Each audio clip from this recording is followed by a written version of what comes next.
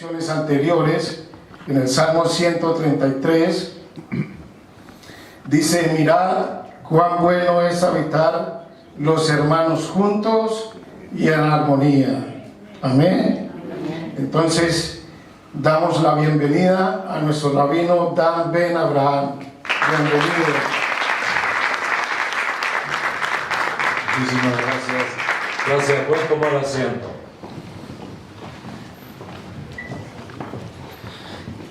Me da mucha alegría poder estar esta tarde de Shabbat aquí en Londres para compartir con ustedes esta conferencia sobre raíces hebreas del cristianismo. Vamos a ver si podemos colocar las imágenes que tenemos preparadas para esta conferencia. Me da mucha alegría saber que está con nosotros hoy desde Suiza un gran amigo, Fausto Grino, a quien le agradezco muchísimo que haya venido para estar con nosotros acá. Bienvenido. He visto caras nuevas hoy aquí, algunos que me conocían vía internet, y hoy nos estamos viendo físicamente. Nos da muchísima alegría eso.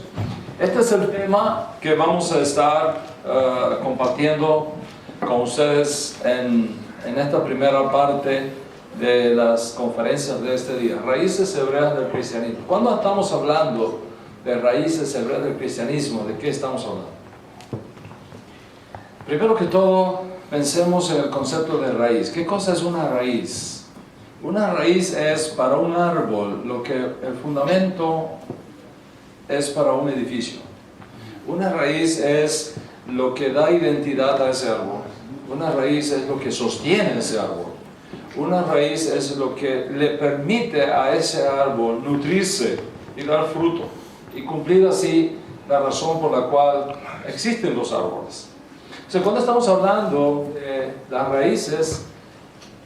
raíces hebreas del cristianismo, estamos diciendo que el cristianismo históricamente, como lo conocemos hoy día, ya sea cristianismo católico, o ya sea evangélico, ya sea ortodoxo, griego, o las diferentes versiones del cristianismo que existen, en su raíz tiene un entorno hebreo. En otras palabras, el cristianismo no surge del aire. Es el resultado de un proceso histórico que tiene su origen en las raíces hebreas del cristianismo. Y eso lo podemos ver en las prácticas que existen en el cristianismo, ¿verdad? Por ejemplo, en el cristianismo existe la práctica del bautismo, ¿verdad? Y la gente se bautiza para recibirlos en la iglesia, etc. ¿De dónde viene esa práctica? Es una práctica judía. Es una práctica hebrea que fue transmitida y fue importada, fue asimilada por el cristianismo. Pero la raíz que está detrás es hebraica, es el concepto hebreo de tevilá, de purificación. ¿Qué sucede? Que cuando tú analizas, por ejemplo, el término tevilá dentro del concepto de raíces hebreas, descubres un mar de información que hay ahí que es impresionante. Mientras que cuando hablamos en el cristianismo del bautismo, estamos hablando solamente de una cosa, ¿ok? Es el acto por el cual se sumerge en agua a un candidato a la fe cristiana, y luego se levanta del agua, y eso es lo que le permite ser normalmente miembro de una comunidad, etc. Esa es la única forma, eso es lo que es el bautismo en el cristianismo. Sin embargo, como estamos hablando de las raíces, cuando tú estudias el concepto de bautismo en el mundo hebreo, en el mundo judío, descubres una inmensidad de información que hay ahí que es impresionante. Por ejemplo, la mujer judía se bautiza todos los meses. Todos los meses la mujer judía se bautiza, la mujer casada se bautiza. ¿Por qué? Porque todos los meses, cuando concluye su periodo menstrual, la mujer tiene que bajar a la mikve, es decir, al bautisterio, y hacer una inmersión en agua. ¿Okay? Solamente después de eso puede esa mujer unirse a su marido en una relación íntima. La mujer judía se bautiza todos los meses, ¿verdad? Los varones judíos en las comunidades ortodoxas que tienen esa facilidad se bautizan todos los viernes en la tarde antes de Shabbat. Vamos a la mikve y hacemos purificación para recibir Shabbat. Sí, los hombres nos bautizamos toda la semana. Las mujeres se bautizan todos los meses, ¿verdad? Y cada vez que hay una gran festividad, por ejemplo Yom Kippur, Rosh Hashanah o algo, también se pasa por la mikve, también hay bautismo. ¿Okay? En el cristianismo no existe nada de eso, porque la única cosa que quedó de su raíz hebrea fue esta que mencioné al principio. Sin embargo, vea cómo cuando tomamos una práctica que existe en el cristianismo, que tiene una connotación hebrea, y le ponemos un telescopio ahí, un microscopio ahí para mirar, el mundo que aparece allá adentro es impresionante. ¿Qué sucede entonces? Que cuando una persona estudia las raíces hebreas del cristianismo, descubre una cantidad de información, descubre una cantidad de riqueza teológica que no existe en ninguna otra metodología de estudio, excepto que entienda el concepto de raíces hebreas. ¿Cuánto está conmigo hasta aquí? All right. Ese es un ejemplo solamente, ¿okay? Ese es un ejemplo solamente. Lo interesante de todo esto es lo siguiente. En el cristianismo, las únicas prácticas y costumbres que tienen de por sí un nivel propio de santidad son las que vienen del judaísmo.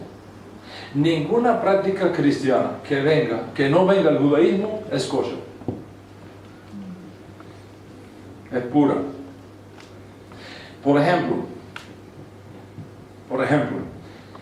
la fiesta de fin de año.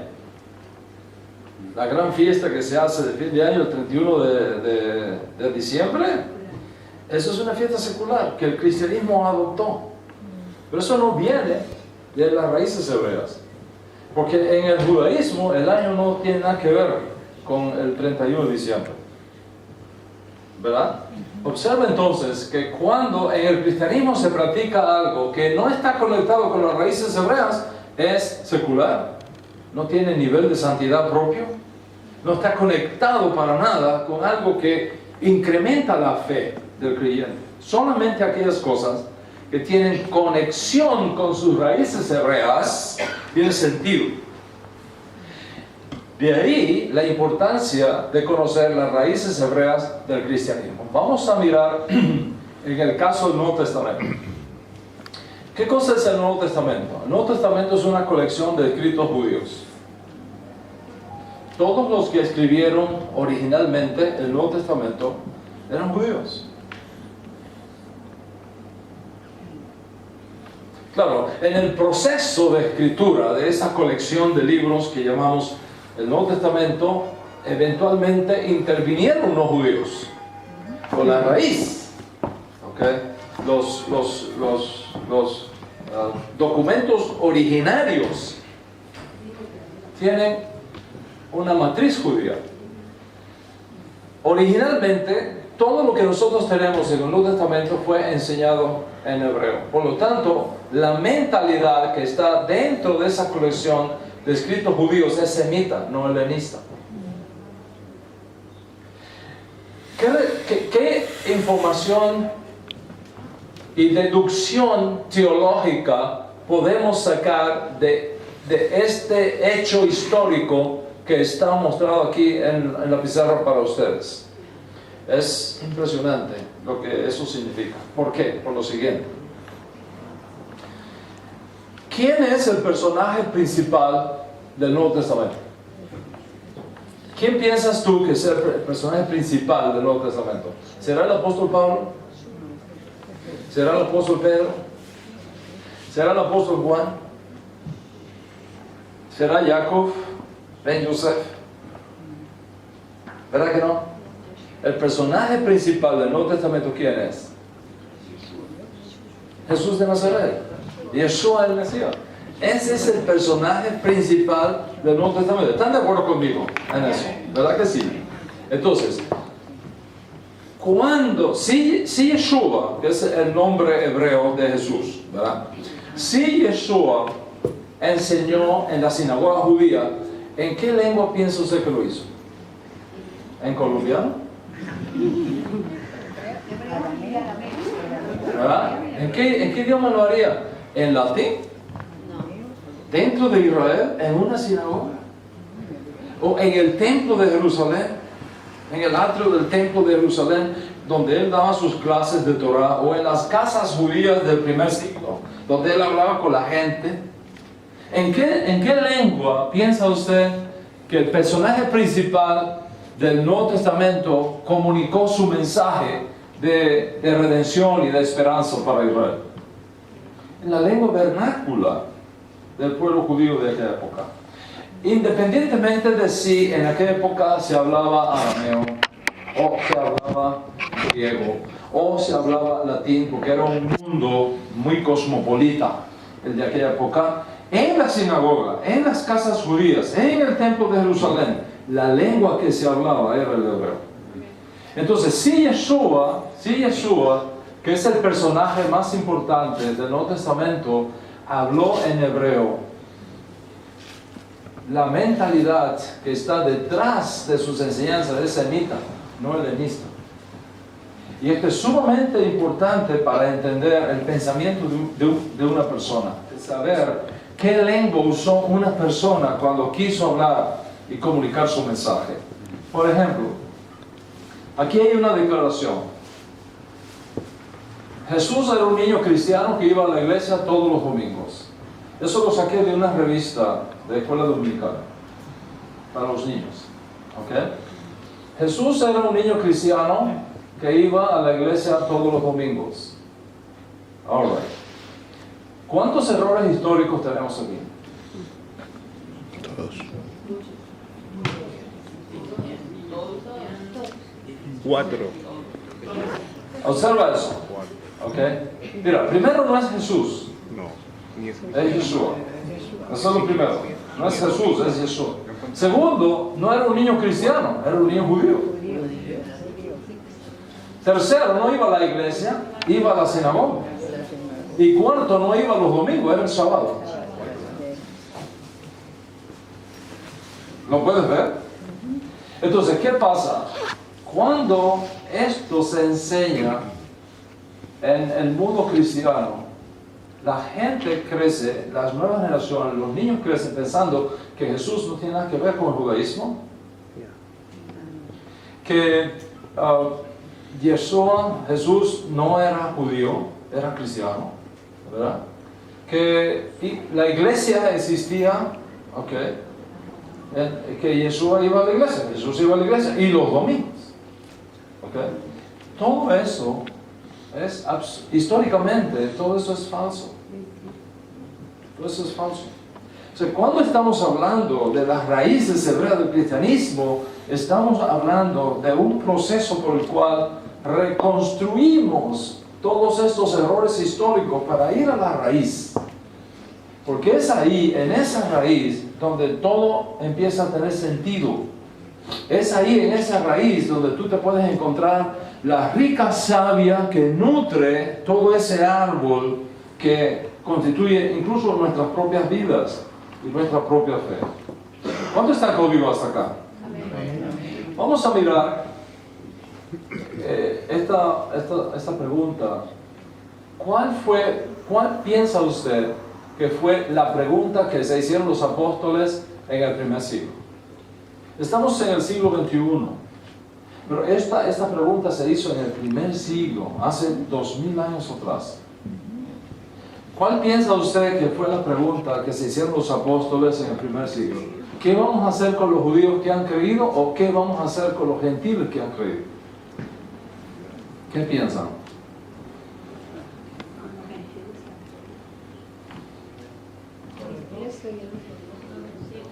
¿Qué piensa, Fausto? ¿Esta o esta?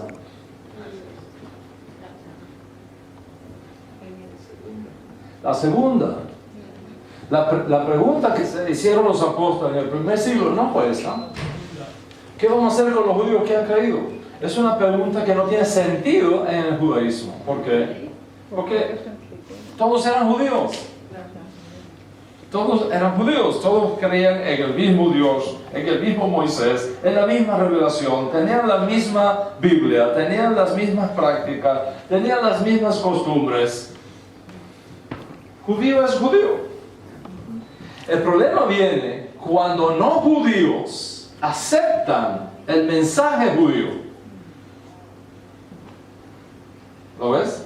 El problema viene cuando los gentiles, cuando los paganos del primer siglo reciben el mensaje traído por los emisarios judíos. Y ese fue un mensaje que sacudió su mentalidad, sacudió su teología, sacudió sus prácticas y costumbres. Entonces, muchos de los gentiles en el primer siglo, muchísimos gentiles en el primer siglo, se convierten al Dios de Israel. Y se convierten al Dios de Israel creyendo que el Mesías judío también tiene una provisión de redención para ellos. La pregunta es, ¿qué vamos a hacer con ellos ahora?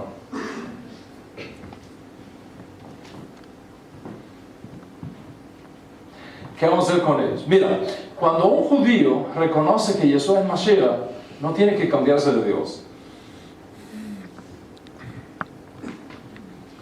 Porque el Dios de los judíos es el Dios de Yeshua. Right? Ok. Pero ¿qué pasa cuando un pagano que cree en muchos dioses se convierte al Dios de Israel? ¿Qué tiene que hacer con sus ídolos? Tiene que abandonar sus ídolos y creer que el Dios de Yeshua, el Dios de Israel, es el único Dios verdadero. Y que no hay otro fuera de él. Y eso implica un enorme proceso de cambios en la vida de esa persona, en su fe, en su teología, en su perspectiva de la salvación, de la redención, etc. ¿Qué pasa con sus prácticas y costumbres?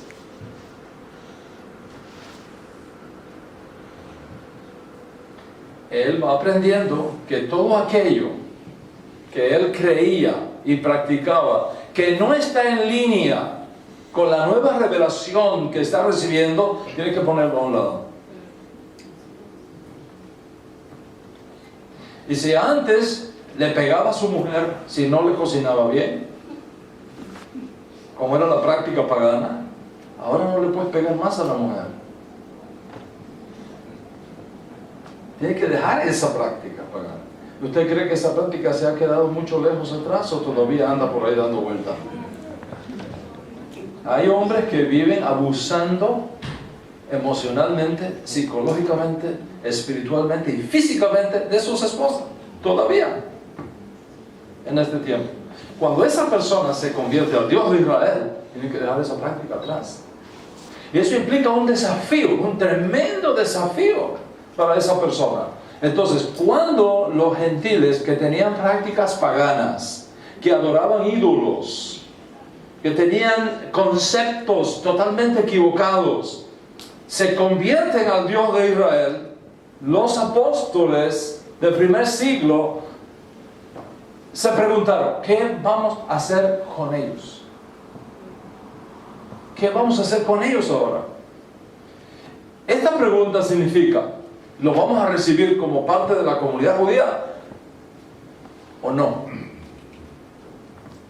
Eso es lo que nosotros encontramos, por ejemplo, en este capítulo 15. Y usted puede leer después detenidamente en su casa. Las dos opciones que aparecen en Hechos 15 son las siguientes. Un grupo de judíos dijeron, tienen que hacerse judíos según el rito de Moisés. Para aceptarlos en nuestras comunidades, tienen que hacerse judíos. Según el rito de Moisés significa siguiendo todo el proceso de conversión al judaísmo que rige en la ley de Israel. Eso significa, en el caso del primer siglo, que el templo estaba en pie, primero, que el varón pasara por el proceso de la circuncisión. Segundo, que pasara por la tevilá, el bautismo, la purificación. Tercero, que ofreciera un sacrificio en el templo. Solo después era recibido como judío en la comunidad. En el caso de la mujer, con la excepción de la circuncisión, lógicamente el proceso era similar. Entonces, había un grupo que decía, ok, estos gentiles que se convierten, Baruch Hashem, magnífico, aleluya, pero tienen que hacerse judíos según el rito de Moisés, si no, no los aceptamos en la comunidad. El otro grupo dijo, no, tienen que hacerse judíos, sino aceptados como justos de las naciones. No tienen que hacerse judíos. Los podemos aceptar como justos de las naciones. ¿Sobre qué base?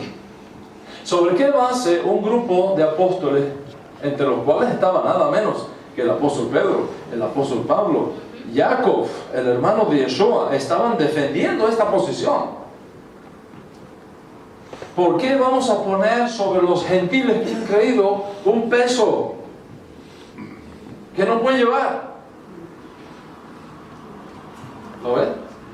Entonces, después de mucha discusión, ellos llegan a la conclusión de que por mayoría no tienen que hacerse judíos, sino aceptados como justos de la nación. ¿Sobre qué base? ¿Sobre qué base? La base es hebrea. Moisés, según la tradición de nuestro pueblo, había enseñado a los hijos de Israel la responsabilidad que tenemos los judíos de ir a las naciones y enseñarles a las naciones acerca del Dios de Israel, el único Dios verdadero. Y una vez que ellos se convirtieran al Dios de Israel, enseñarles los mandamientos específicos que los no judíos deben de guardar para mantener una posición correcta delante del Dios de Israel y del pueblo de Israel. Y sobre esa base teológica, histórica, halágica, que era bien conocida en el judaísmo de aquella época y también en esta, ellos decidieron que la opción correcta es: no tienen que hacerse judíos, sino aceptados como justos de las naciones. Y esa fue la propuesta que ganó.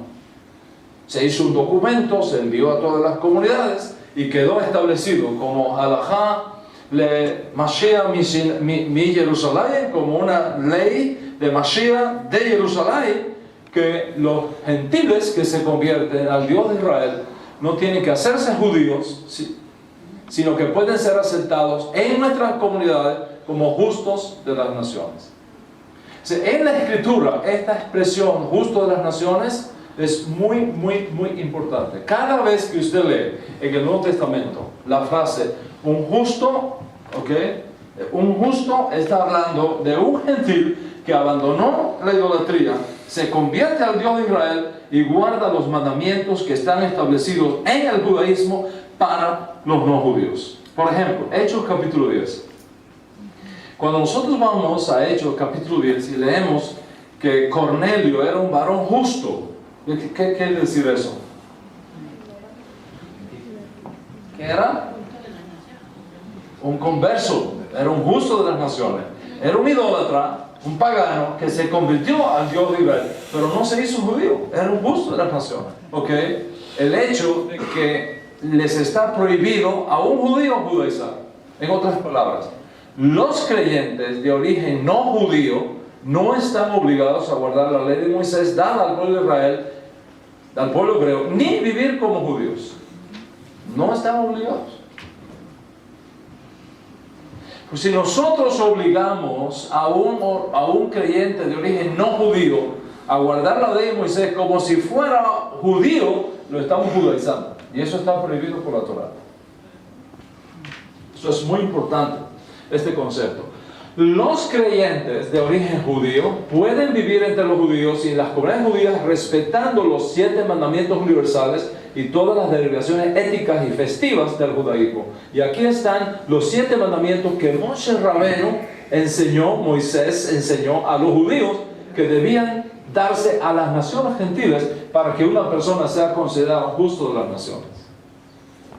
¿Quién es un justo de las naciones? Un justo en la nación es una persona no judía que abandona su idolatría, se convierte al Dios de Israel y guarda estos mandamientos. No idolatría, es decir, no hay otro Dios excepto el Dios de Israel, el Dios de Abraham, Isaac y Jacob. No idolatría en ninguna forma. Ok, eso se dice fácil, pero no es tan fácil como aparenta. Ok. No idolatría, en el judaísmo existen 18 formas diferentes de idolatría. 18 formas diferentes de idolatría. Desde las más evidentes, que es postrarse delante de un ídolo y adorar a un ídolo como si fuera una divinidad, hasta las más difíciles de identificar. ¿Ok? Como algo tan simple como idolatrar tu trabajo, o idolatrar tu mujer, o idolatrar tu esposo, o tus hijos. ¿Ok? Sí, cualquier cosa que desplaza a Dios como la prioridad de tu vida es una forma de idolatría. Incluyendo la ansiedad.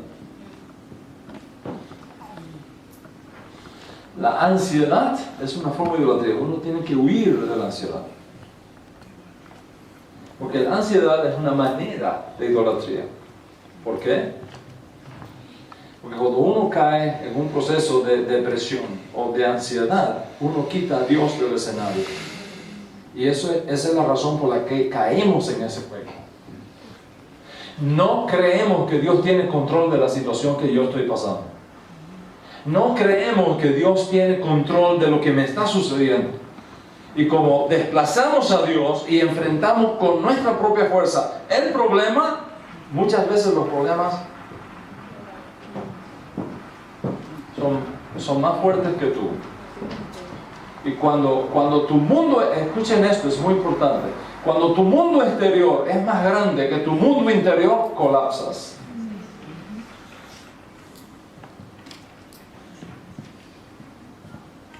Y la única manera que tu mundo interior puede ser más grande que tu mundo exterior es que Dios esté contigo.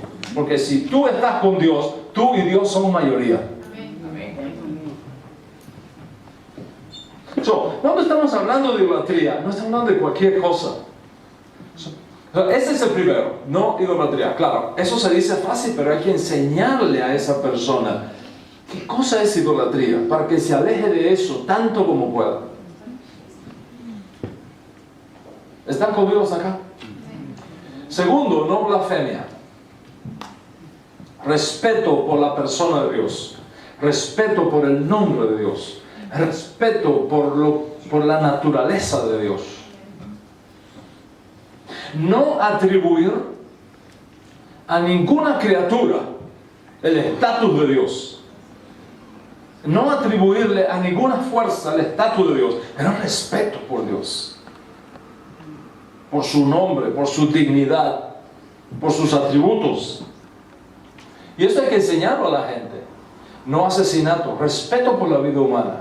En todas sus etapas, ya sea embrionaria, infantil, juvenil, adulta o senil. Respeto por la vida humana en todas sus esferas. ¿Cuándo comienza la vida humana? Eso es un debate. Algunos dicen el momento de la concepción, otros acá, otros cuando nace y respira por sí mismo, ahí comienza la vida humana. Según algunos, ¿ok? En otras palabras, mientras un niño nace, no tiene legalidad. No existe legalmente.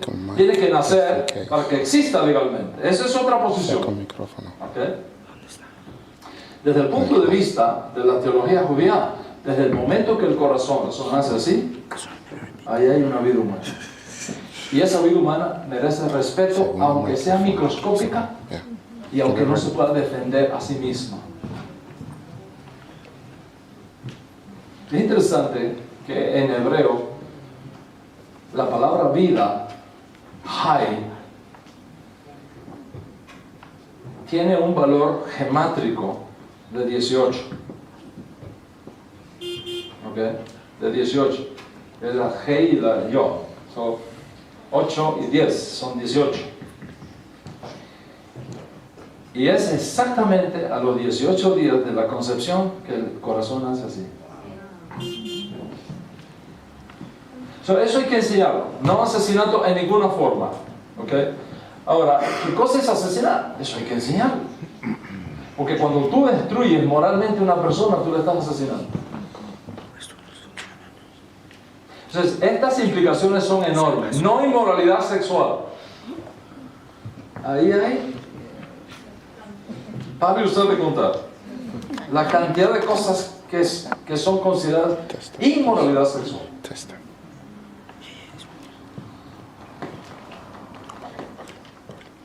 No robar. El derecho a la propiedad ajena. Okay. ¿Qué constituye robo? Plagio. No comer cosas prohibidas. De eso vamos a hablar en la segunda parte de la conferencia. Después que hagamos Hadala, les invito a que se queden, porque les voy a hablar muchísimo de las raíces hebreas del cristianismo con respecto a lo que comemos. Y cómo eso está dañando la salud de tantas personas. Y cómo podemos protegernos de eso. Entonces al final. Solo les invito a que se queden, para que escuchen esa parte. Y establecer cortes de justicia.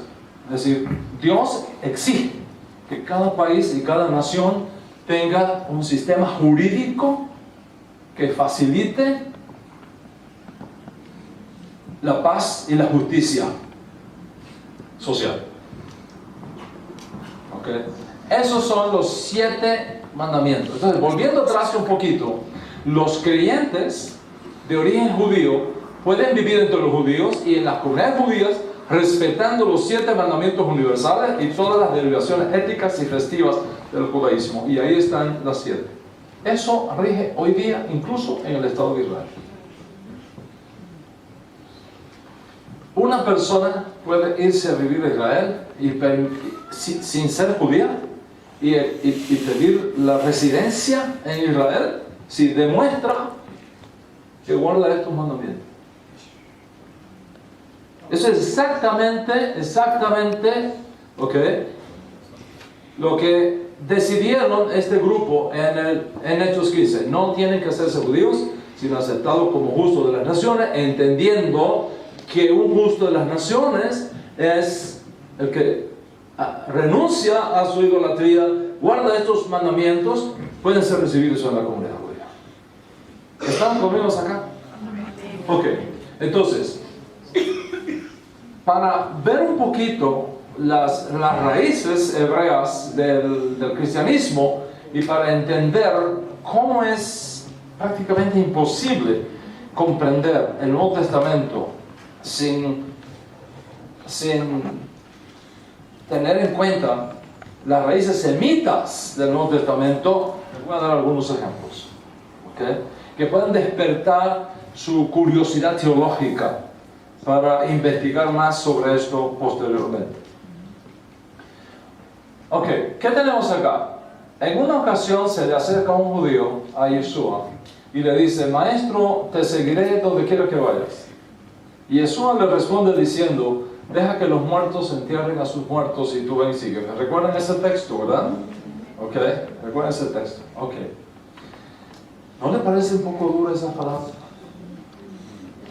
Yo recuerdo el día cuando mi padre murió. Y me abracé a su cuello, lloré encima de su cuello.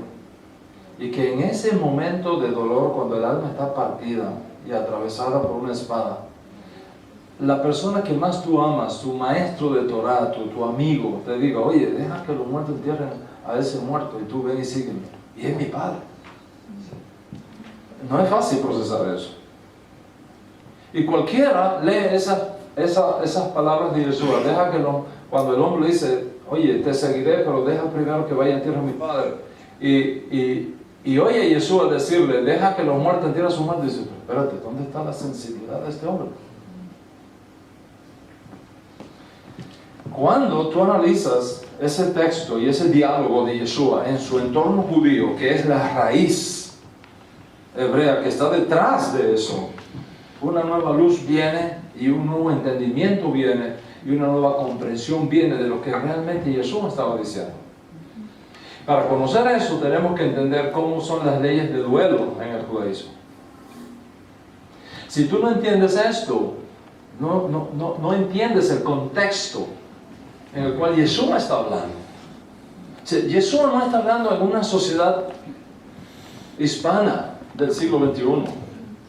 Jesús no está hablando en una sociedad anglosajona del siglo XXI. Jesús está hablando en una comunidad judía de hace 2000 años atrás.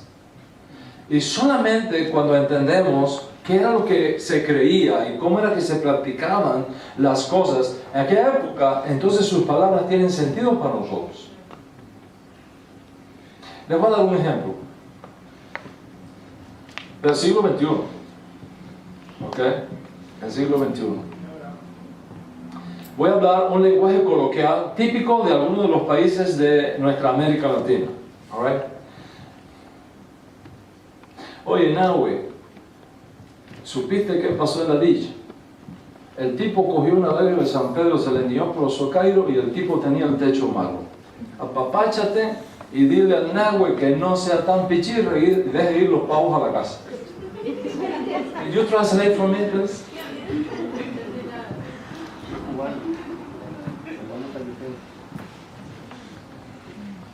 ¿Cómo me traduces eso? Estamos hablando de un lenguaje de la calle coloquial en nuestros países. Entonces, ¿cómo hacemos? ¿Qué dijo? ¿Qué dijo?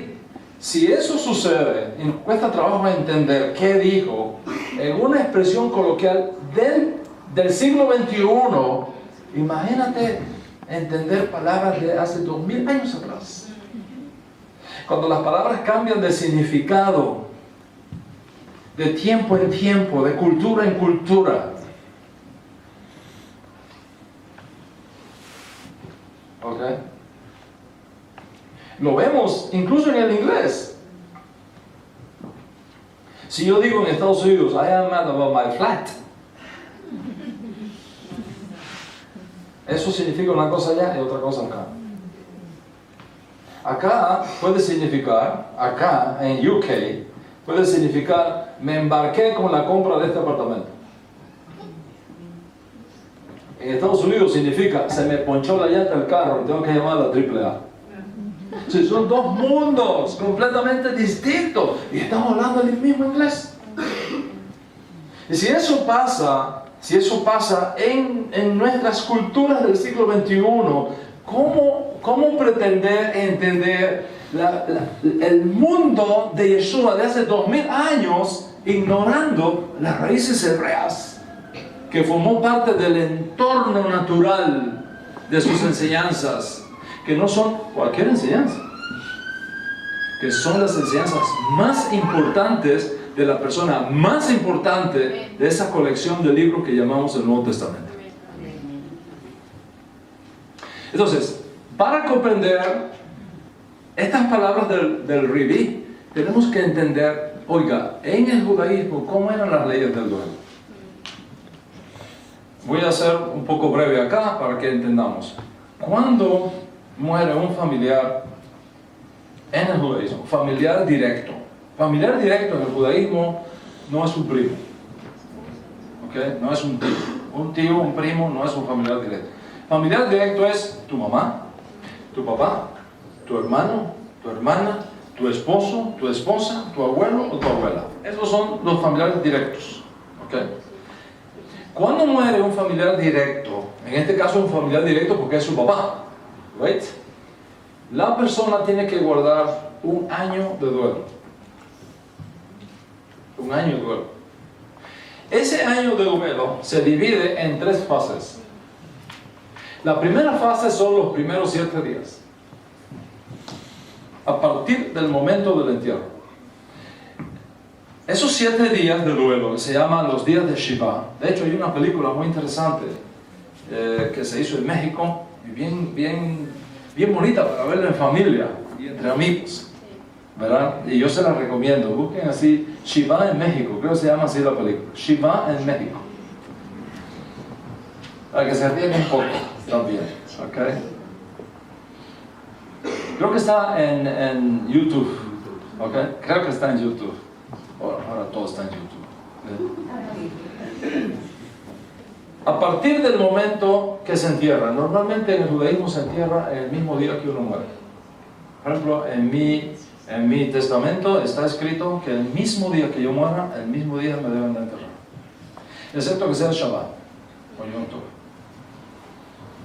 ¿Por qué? Porque mientras es creído en el judaísmo que mientras más rápido yo retorne a la tierra, mejor resurrección voy a tener. Y más fácil será el proceso de reintegración de mi alma al mundo de las almas. Mientras la persona no es enterrada, el alma no llega a donde tiene que llegar. Si mientras más días demoramos en enterrar a la persona, más difícil es su proceso para entrar en el mundo de las almas. Mientras más rápido, mejor. ¿Ok? Eso es un tema para estudiarlo un día.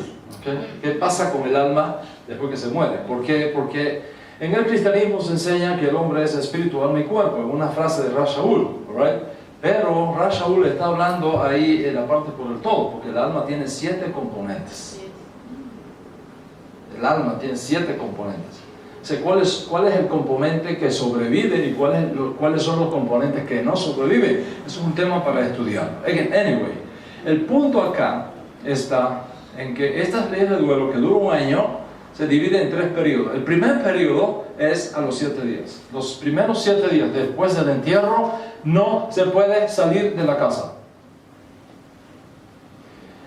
El Yehudí no sale de su casa en los primeros 7 días del duelo. No sale la mamá, no salen los hijos, no sale nadie que sea familia directa, no puede salir de la casa.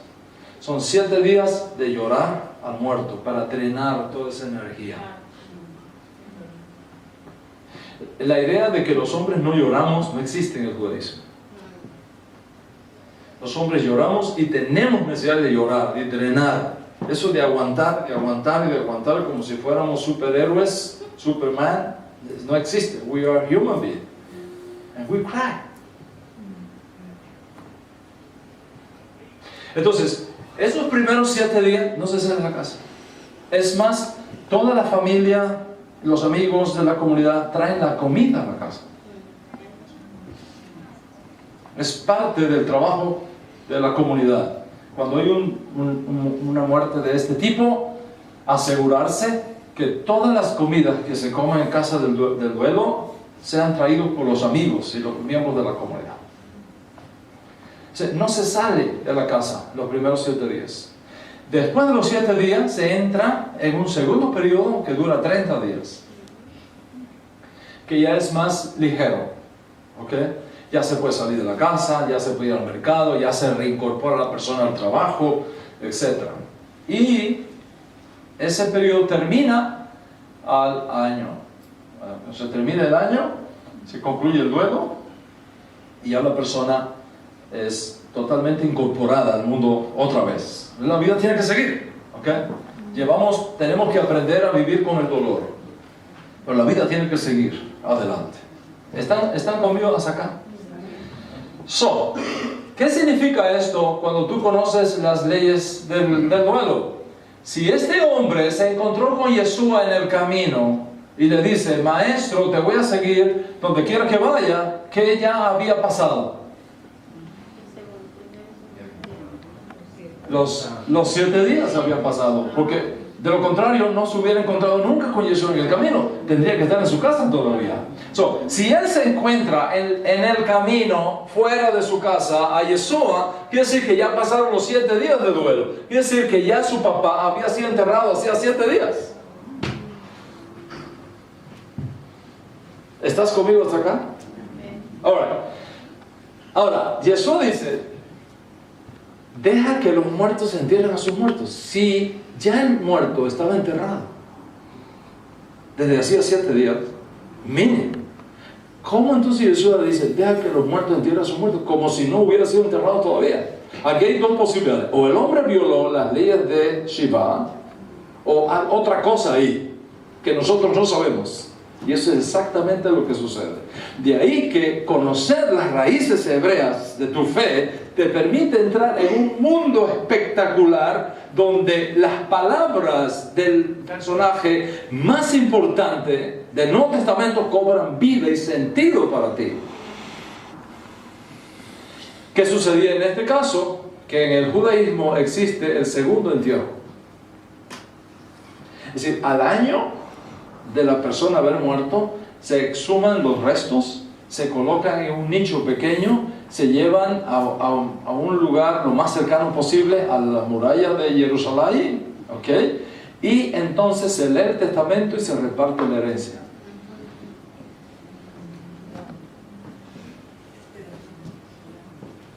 Entonces, ¿qué estaba diciendo este hombre? Deja que pase el año, que yo reciba la herencia, que tenga mi plata asegurada aquí en el bolsillo, y entonces te voy a seguir. ¿Lo ves ahora? Dice, cuando Yeshua le dice a este hombre, deja que los muertos entierren a sus muertos, y tú ven, sígueme, no tiene nada que ver con su papá recién muerto, tiene que ver con el cobro de una herencia. El hombre quería asegurarse primero monetariamente para después incorporarse a la tarea de la redención. Yeshua tenía tiempo para esperar que eso pasara. Ahora entiendes muchísimo mejor lo que Yeshua quiso decir. ¿Por qué lo entiendes mejor?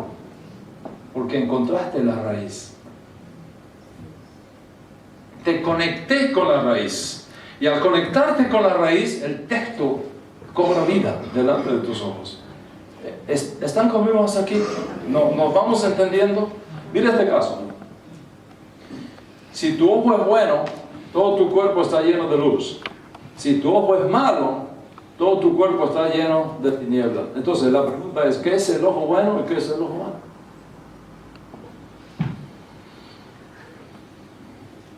Ahora tenemos al personaje más importante del Nuevo Testamento diciendo, si tu ojo es bueno, todo tu cuerpo va a estar lleno de luz. Si tu ojo es maligno, todo tu cuerpo va a estar en problemas.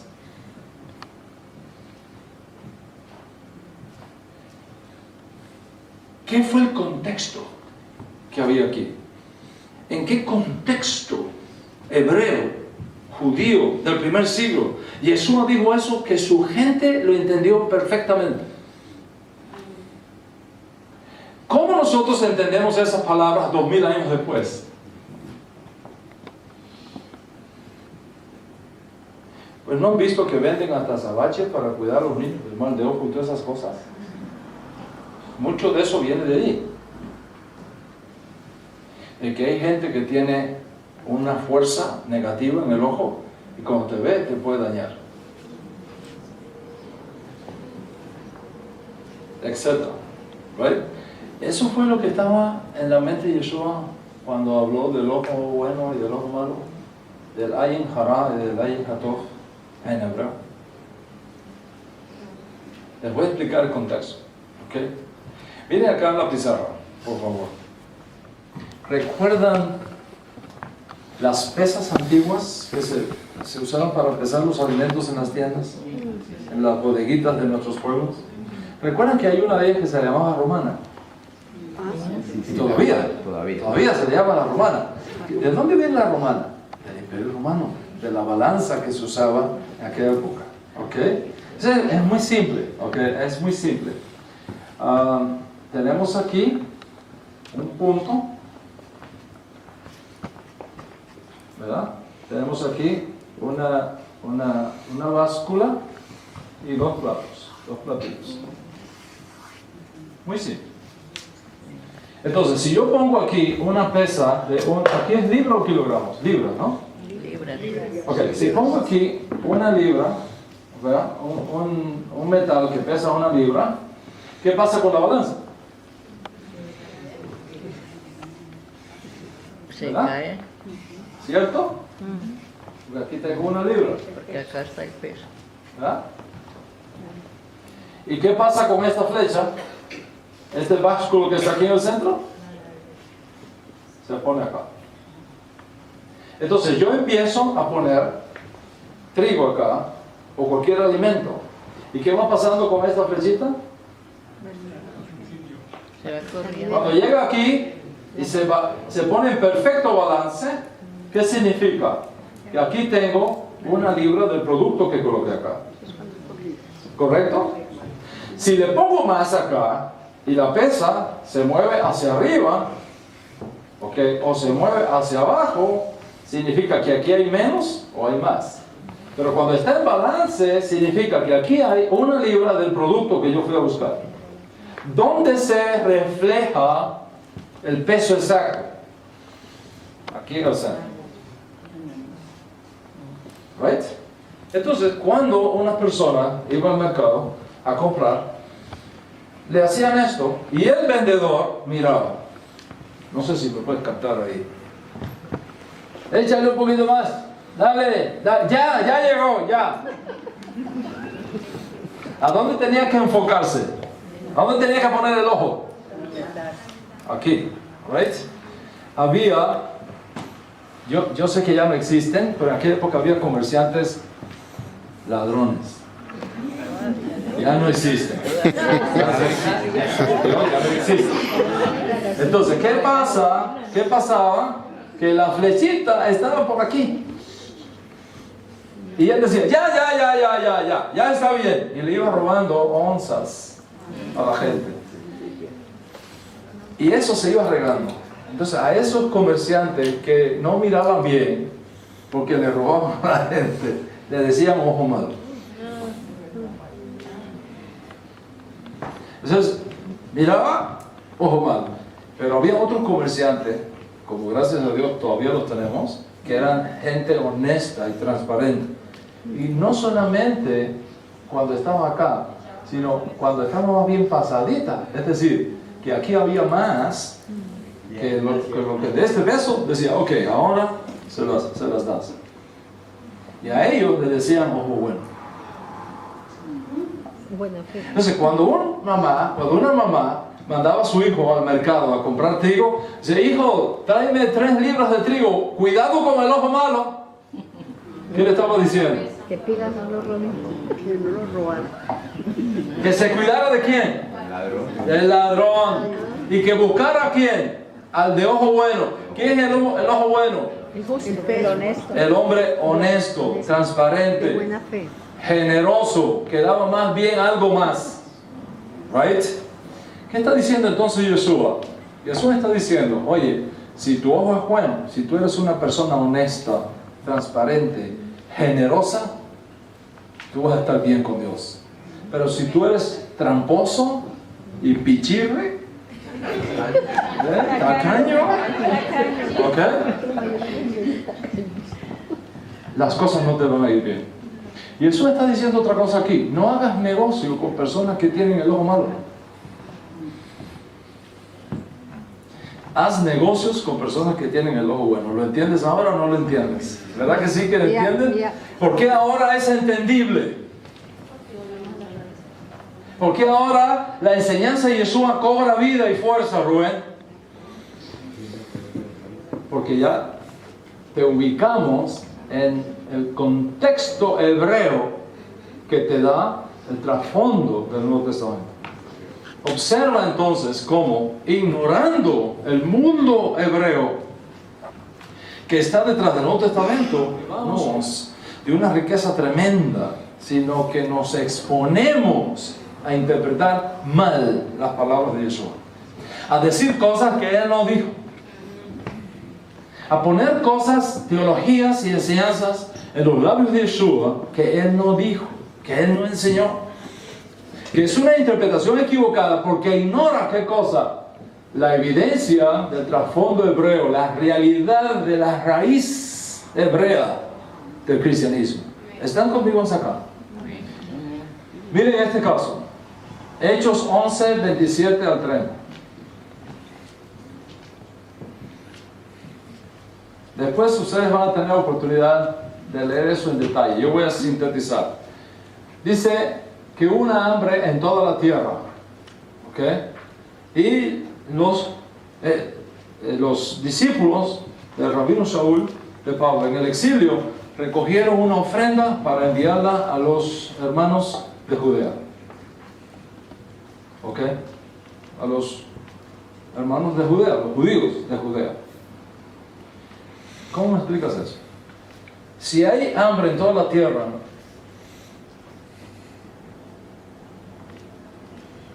¿cómo va a dar la ofrenda para Judea? Si en toda la tierra hay hambre. Si en toda la tierra hay hambre, yo también estoy pasando hambre. Porque yo soy parte de la tierra, yo estoy en Marte, yo no estoy en Júpiter. Yo estoy en la tierra. Sí, dice, hubo una gran hambre en toda la tierra. Pero los discípulos recogen comida y la mandan a Judea. ¿Cómo me explicas eso? La respuesta está en Daniel 9:6. ¿Y qué cosa es Daniel 9:6? La mayoría de las veces que el Nuevo Testamento habla de toda la tierra, se refiere a la tierra de Israel. Nada que ver con el resto del globo terráqueo. Solamente cuando tú entiendes esto, te das cuenta que no hay contradicción acá. Es simplemente entender cómo era comprendido este lenguaje en el primer siglo. Cuando un judío habla de la tierra, está hablando de qué cosa, de qué tierra. Normalmente está hablando de la tierra de Israel. Entonces, ahora tiene sentido. Hubo una hambre en toda la tierra. ¿En qué tierra? En la tierra de Israel. ¿Qué hicieron los discípulos que vivían fuera de Israel? Donde no había ese problema. Recogieron comida y la enviaron ¿a dónde? A donde había hambre. En Judea. ¿Me está siguiendo? Esto que acabo de decir es muy sencillo, pero tiene implicaciones teológicas muy grandes. ¿Por qué? Porque dice que cuando el Mesías venga, lo verá toda la tierra. ¿Qué tierra?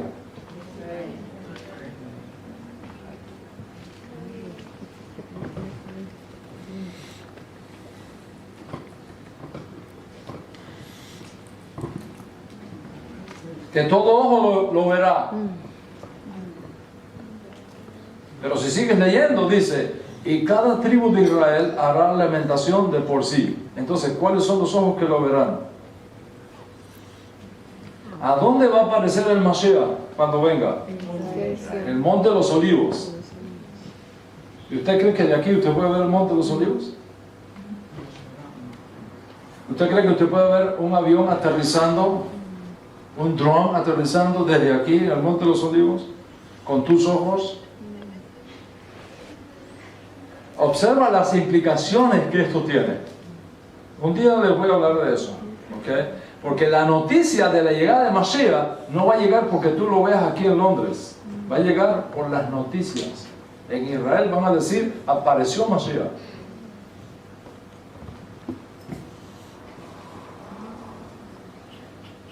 Este concepto es importantísimo. Cuando la Biblia habla de toda la tierra, ¿de qué tierra está hablando? De Israel. ¿Ok? Por ejemplo, tenemos este caso, Marcos 14:3, Mateo 26:9. Dice que Jesús llegó a casa de Simón el leproso.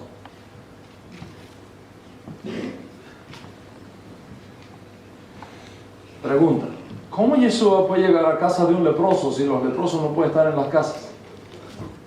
Según las leyes de Levítico 13:46. ¿Dónde tenían que estar los leprosos? Fuera. En las cuevas. Fuera, no podían estar con la gente, tenían que estar fuera, en cuarentena. Solo después que el sumo sacerdote declarara que estaba limpio, podía incorporarse a la sociedad. Si Yeshua entra a casa de un leproso, ¿cómo me explicas eso? ¿Ok? Observa lo importante que es a la hora de traducir la escritura, tener en cuenta su trasfondo hebreo, porque Garba o Garabá puede significar leproso o puede significar mercader de barro, un artesano que trabaja que vende cosas de barro. ¿Ok? Entonces, la persona que tradujo eso